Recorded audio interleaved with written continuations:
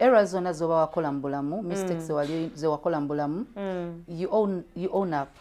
No gamba, okay, naliwo. For example, nyinzo gamba nti nali Makere second year, nenzala my first born.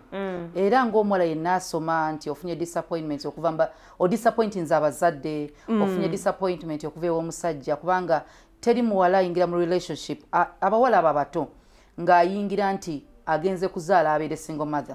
No teri planning with the end goal. Yes, with the goal nti omanyi tugenda ending up. Yes, ajja kumpasa. Kati obeera disappointed. Naye kubanga oba hurt oba nyongo blaminga. If you don't blame yourself, you blame the other person. Naye kati waliwo natuuka nga ngenda ankula ningamba, I also made a mistake. It was my fault. Yes, I owned up. I was young, you were young. Not even young. Gullible. Why did I sleep with a man that actually married? Why though?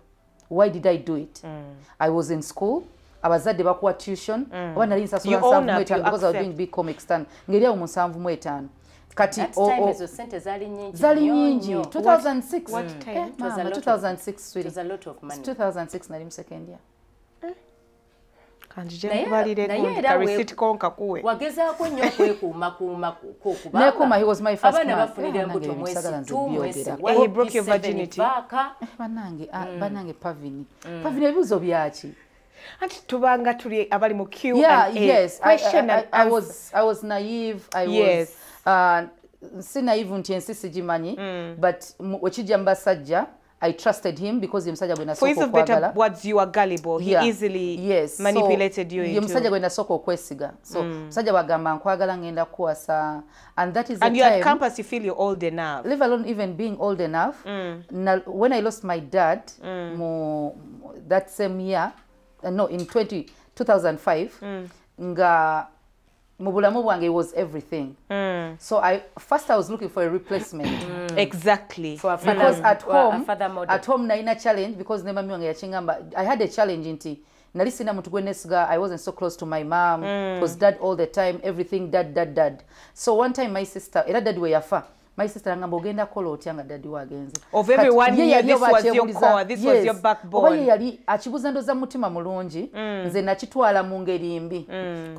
Kogwe kwanfune. Bonna nemba kyawa. Kanfune daddy omulala. Bonna nemba kyawa. Kati we naba kyawa abewaka mu family. You had to replace. I had to get a friend. Yeah. Kat this friend was male, and then he was handsome. He was so cute. You know, like your dad. You can see the son. Yeah, you can see my son. No gamba, yeah. He was cute.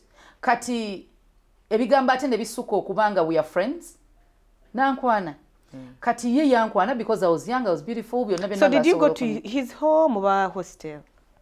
No, nali siri mu hostel. It was a decent man. I had a home. So we started a relationship. No, you moved in. I didn't move in. I would go to school, then go to his place. You know, my girlfriend, aba evening and day we mutyo shifts, shift girlfriends. So oyinza okusanga lwali free ogenzeeyo. That's true. So you're with this guy, then you're funyo olubuto. Kati nze namublaminga nnyo kino pichi you disappointed me. Kati ayinza okuba in fact yangamba konti agenda kumpasa. But you know our expectations. Ti omuntu wakwana nze sibera kona musajja manyi, musajja agenda okwebakana nga alina okumpasa oze a Christian nga manyi bambi. Byakwewasa. But when nagenda nga nkula, then realizing naye nange nakiteekamu omukono, I disappointed my parents. It was my fault. Musajja waba yankwanye lwaki nze nakkiriza. You should have said no. Yes, weba nakkiriza. Wachi webakana. Yes, wachi nebakana ye. Nobagoba. Kati ye namukkiriza ne nebakana ye, then nefuna olubuto. Kati mistakes zonna ze nakola naye ze yakola. Bwemba sagala regretting and inozi okukkiriza nti nange nakola ensobi. And when you live a life of regrets ngo ino omwana kitegeeza n'omwana ono toli mu acceptinga. Naye otansi kubanga lwembera yerwaki njagala yerwaki yanfunisa olubuto already oyina omwana. So kati obanga agamba n'omwana ono addeyo story tugizeeyo n'omwana aleke kubeera in existence.